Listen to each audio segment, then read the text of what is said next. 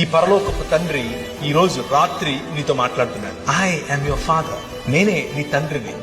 I'm there for you. నేను నీ కోసం ఉన్నాను. నువ్వంటే నాకు ఎంత ముద్దో తెలుసా. నిన్ను చూడకుండా ఒక్కరోజు కూడా ఉండలేను నేను.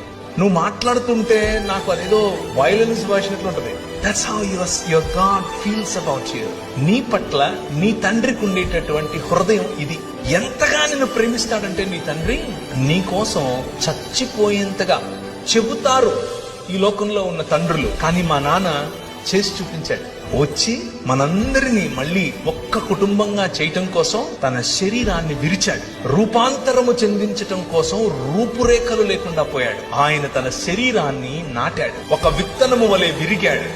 విత్తనము వలె ఆయన పగిలాడు. దున్నబడినటువంటి ఆయన శరీరం నాటబడిన తర్వాత 2 దినములైన తర్వాత 3వ దినమున యెహోవా సముఖమందు మనము జీవించినట్లు ఆయన మరణాన్ని చంపి తిరిగి లేచాడు.